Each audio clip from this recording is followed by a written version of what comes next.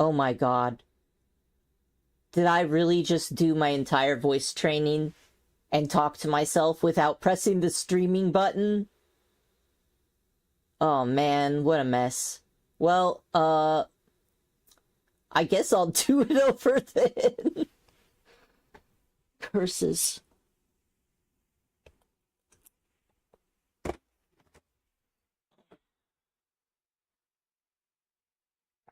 Alright.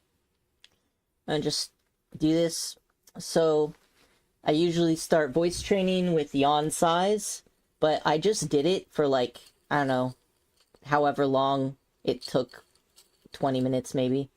So my voice is already at a much more relaxed place than it normally is. I crossed the femboy event horizon. My voice was very high-pitched for too long, and then this is a process of relaxing it back down to where it was. So, right, so starting with yawn size, the purpose of this is to get some nice vibrations going, relax your throat, and help you find the natural low that you can attain. So we're going to start out with yawn size. You're going to yawn and do a sigh, and you're going to start from high, and you're going to glide from a high pitch to as low a pitch as you can. So, like this. So, okay.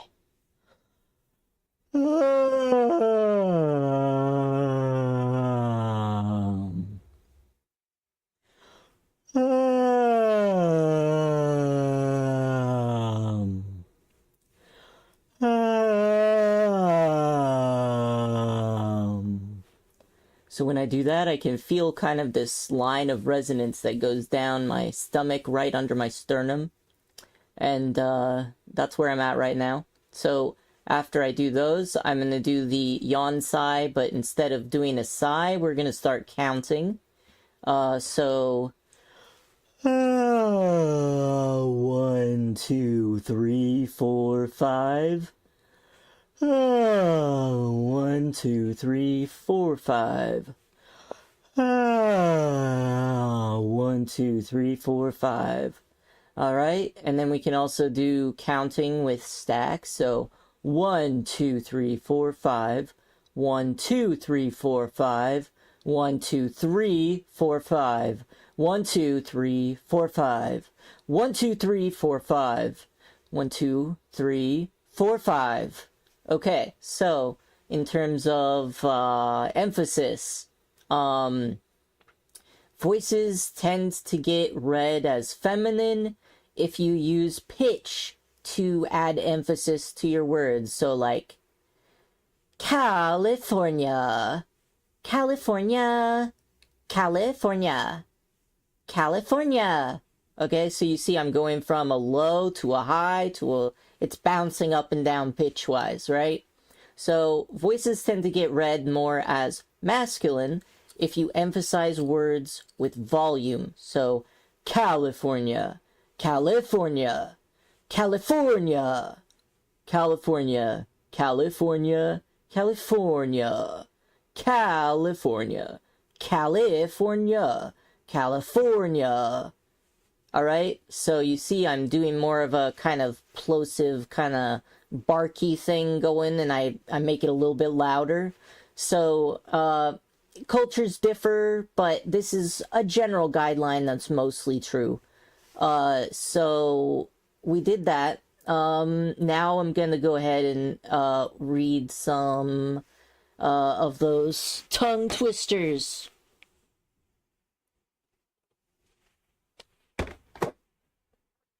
I read like 20 of them when I thought I was streaming and I wasn't, so whatever. Alright.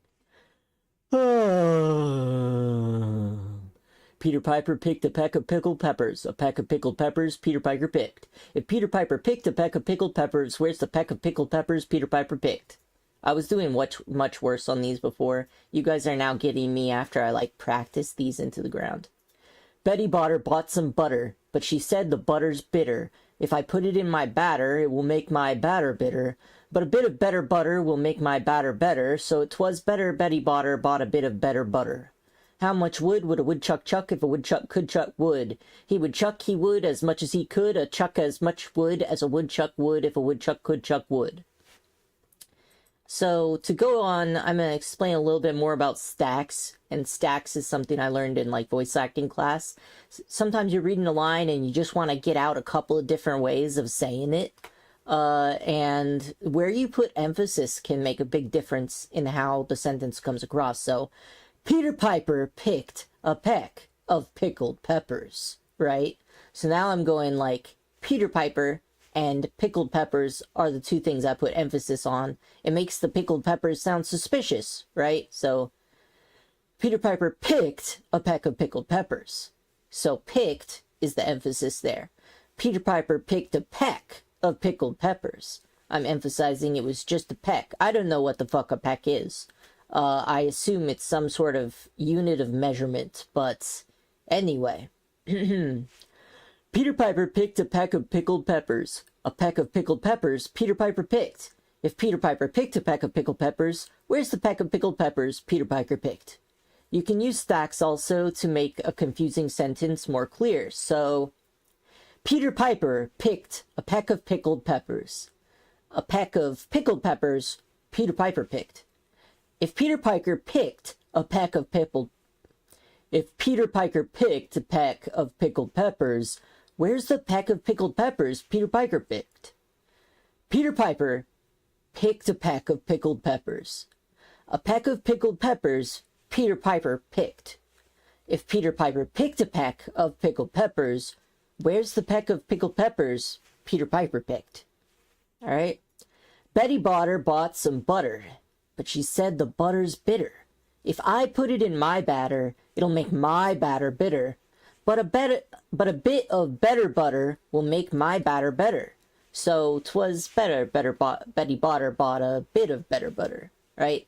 So in the English language, we have these kind of like parts of phrases. So like of such and such, with such and such. Those are all like their own little contained little language bubbles, right? So you can put emphasis on a singular group like that, and it helps differentiate it from the whole sentence.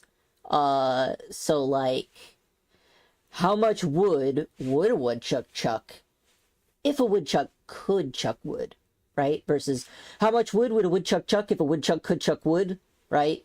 So in one, I'm saying it all kind of the same, and then the other, I slow down, I speed up, I make it a little louder, a little quieter.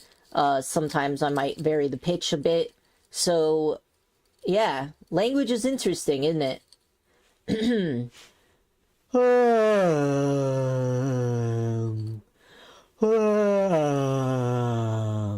Peter Piper picked a peck of pickled peppers. A peck of pickled peppers Peter Piper picked. If Peter Piper picked a peck of pickled peppers, where's the peck of pickled peppers Peter Piper picked? Alright, so now that I've done all that, I think I'm done. Since I actually already practiced